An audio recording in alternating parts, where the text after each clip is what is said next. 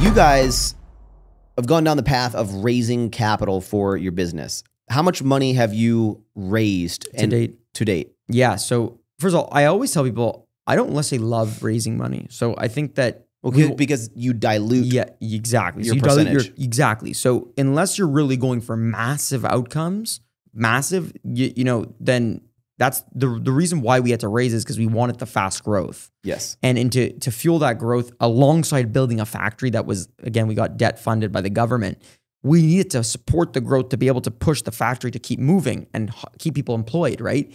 So the growth money we received was from Boulder Food Group, which is a great fund, City Capital, an amazing partner, and then some individuals that are very wealthy families. And we've raised about 17.5 million to date from that. And then 4 million from the government. So that's what we've raised to date. Does the government own a percentage of your company? No. Fuck that. Fuck that. But yeah, no, we owe them money. But the good news is it's very inexpensive debt. When did you so you started the business in 2018? August 4th, 2018. Okay. And when in the business did you just start? When did you take your first capital raise? A year and 2 months in. Okay. And we raised about 2.5 million from Boulder Food Group being the lead investor, and then some individuals. And the reason why they took a chance on us because we had some good revenue, but they loved the idea of that we're building this like media company within the chocolate company, and that they didn't believe that the manufacturing would work. They actually were like, we'll take a bet on this. It's a bold strategy, Cotton. Yeah, it's a bold strategy. And they're like, we don't love it, but it seems like it could be cool if your story makes sense and at scale, this is what it's going to be. There's a lot of money there. Like our margins can get to, and I don't know if your guys' margins in the candy space is a little different, but in ours, they're shit. Yeah, we can get to 61% gross margin after trade. In retail? Scale. Yeah. What? At scale. Okay. But we're not there yet. Yeah. But this was the theories that we were telling them, and that's why they invested. And then we had to raise more money because we had to go grow and support growth, so hire more people on the team. We have a big team, right?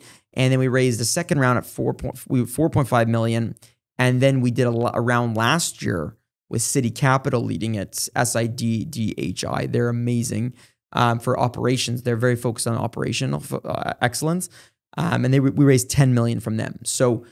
That's trust me, do I want to dilute more? No, but we needed the capital to go out and get the infrastructure built properly to experience the rocket ship growth that we want to experience. I remember watching your video because again, I watch all your guys' content, so I see everything. So I remember when you did the 10,000 capital raise. And by the way, hopefully everyone goes and checks out everything by Midday Squares, but I would highly advise y'all to go check out not only their Instagram, their Reels, and their YouTube channel. Your storytelling, especially you, like your voice, the commentary you'll do, like it's excellent stuff. And when you did like the $10 million capital raise, I mean, that was a very captivating story that I'm watching of the struggles of y'all were, I don't want to say getting down to the last penny, but you were in a bind. We were.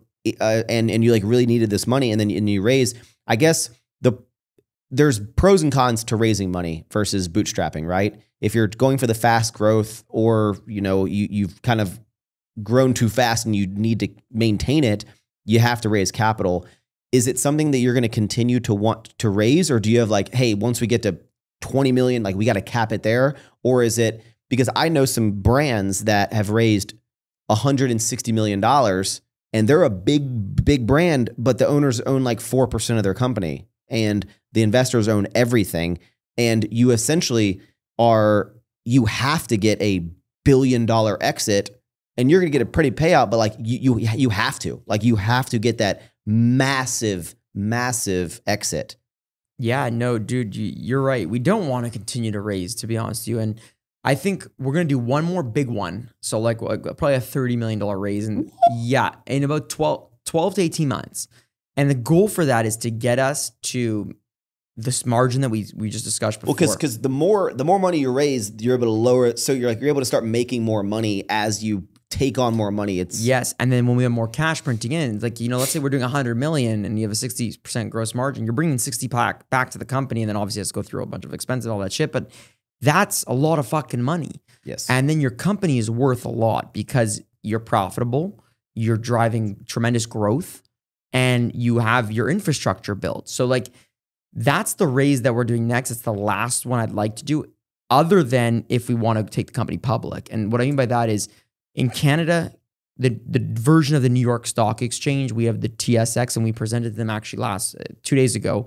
And they're very supportive for CPG companies going public. Actually, the banks get behind it, which is a very good way to A, liquidate your investors that are currently if they want to be liquidated, right, and B, actually raise boatloads of money. And I'm talking like not 30, you could probably raise 50 to 100. And that can allow you to go grow. But the thing is you need to be able to see a vision that will get you to the $1 billion valuation or get you to the growth that you can be. You can't just bullshit your way through there. So there's a lot of paths. And like, you know, for us, it's like, okay, like what happens if we build this company to $200 million in revenue? You know, what does it look like? Like what does a chocolate company look like that's doing 200 million in today's world that has a fucking fan base that's strong? You know, I haven't seen it. You've seen brands do 200 million in food, don't get me wrong, new brands.